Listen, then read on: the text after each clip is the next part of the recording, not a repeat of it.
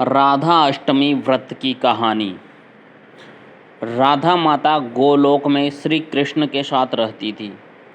एक दफ़ा कृष्ण भगवान को गोलोक में राधा रानी कहीं नज़र नहीं आई। कुछ देर बाद कन्हैया अपनी सखी विराजा के साथ घूमने चले गए। यह बात जब राधा रानी को मालूम हुई तो उन्हें गुस्सा आया और वो सीधे कन्हैया के पास पहुंची।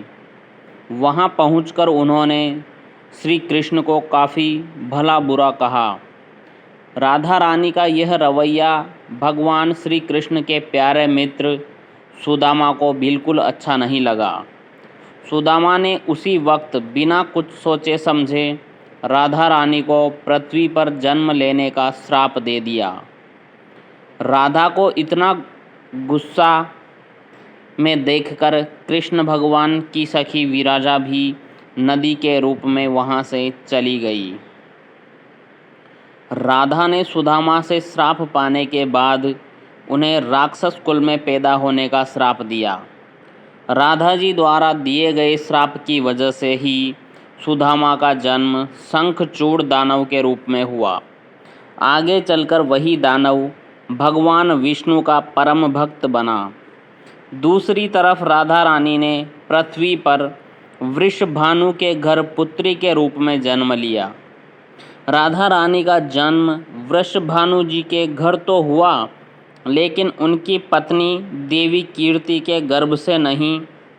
दरअसल जिस समय राधा मैया और सुदामा ने एक दूसरे को श्राप दिया था, तभी भगवान श्री कृष्ण ने कहा था कि राधा आपको वृषभानु जी और देवी कीर्ति की पुत्री बनकर पृथ्वी पर रहना होगा। मनुष्य के अवतार में आपका एक वैश्य से विवाह होगा। वो मेरे अंशावतारों में से ही एक होगा। इस तरह आप पृथ्वी पर भी मेरी ही बनकर रहेंगी, परंतु हम दोनों को बिछड़ने का दुख सहना होगा। इसके बाद कृष्ण भगवान ने राधा जी को मनुष्य योनि के रूप में जन्म लेने की तैयारी करने के लिए कहा। संसार के सामने वृषभानु जी की पत्नी गर्भवती हुई।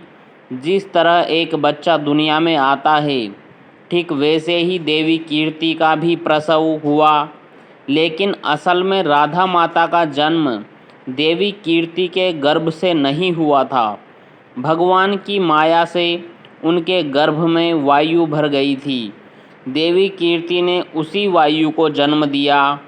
इस दौरान उन्हें प्रसव पीड़ा हो रही थी और वहाँ राधा माता के रूप में एक प्यारी सी कन्या ने जन्म लिया। भाद्र मास के शुक्ल पक्ष की अष्टमी के दिन राधा मैया का धरती पर जन्म हुआ था। तभी से हर साल इस दिन को राधा अष्टमी के रूप में मनाया जाता है। इस कहानी से हमें यह सीख मिलती है कि क्रोध एक बुराई है। क्रोध का जवाब क्रोध में ही देने से बातें और ख़राब हो जाती है। इसके कारण कई दुविधाओं का सामना करना पड़ सकता है। कहानी यहीं समाप्त होती है और ऐसी ही और कहानियाँ हम आपके लिए लाते रहेंगे, तो आप चैनल को सब्सक्राइब करना ना भूलें। धन्यवाद।